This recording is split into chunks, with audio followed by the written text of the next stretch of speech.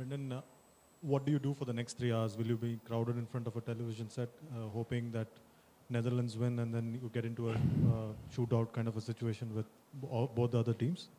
Yeah, I think we'll probably rush back to the hotel and sit in front of the big screen and hopefully it goes our way. But Ireland are looking a pretty good team, but we've seen what happened with Bangladesh last night. So the Dutch have got some match winners there, and hopefully they can come to the party and put in a good performance.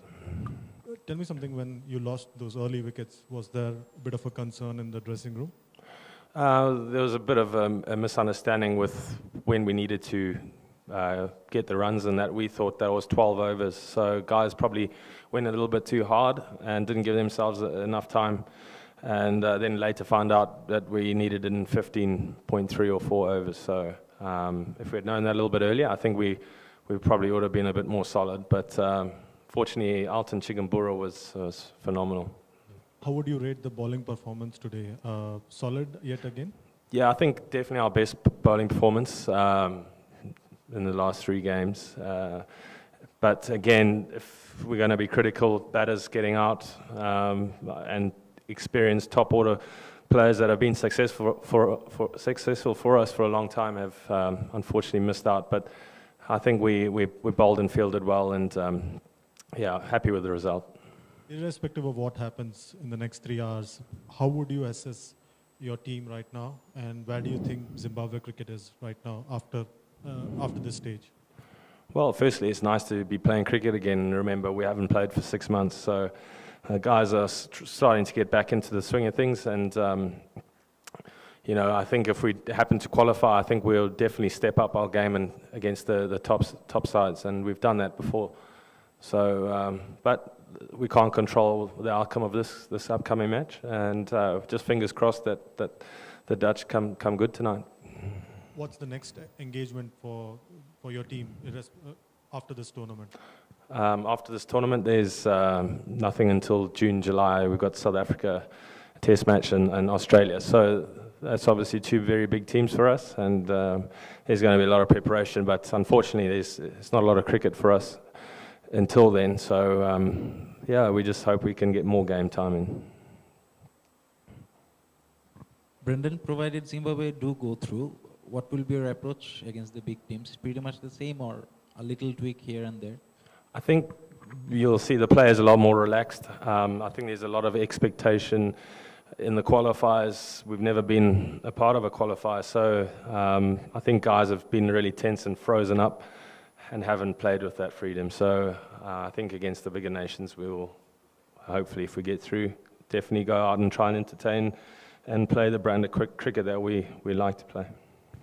Brendan, a word on the other associate sides in your group. Have you seen the spark that was present in Zimbabwe when they were an associate side back in 91, 92? I didn't understand it. I said, have you seen the spark in the other associate sides like Ireland, Netherlands? Have you seen them, can they challenge bigger sides as they go along in their cricket?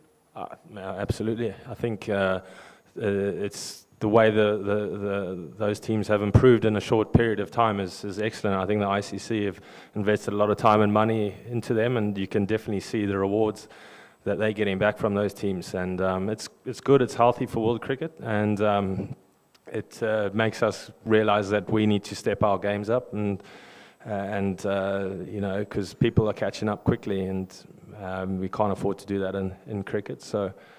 But all in all, we need to focus on what's going to help Zimbabwe cricket, but it's good to see that I think world cricket's in a good place.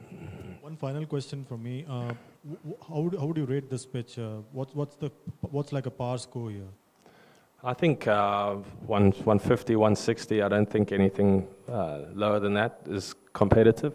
I think the wicket has been played on a number of times, but it's still coming onto the bat. So yeah, there's very little margin for error for the bowlers, so they're going to have to be on their mark. But stranger things have happened in 2020 cricket, so who knows? I think runs on the board is always key, and that can place some pressure. Thank you. Thanks.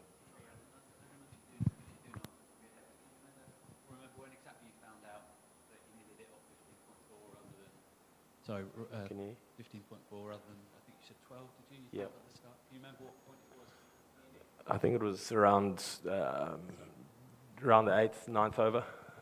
Yeah, that late. So guys were undecided whether to play with a bit of pride and not lose the game. And then I think Alton's innings just sort of sparked it again, and he had that never say die attitude, and fortunately it paid off. Thanks everyone. Cheers.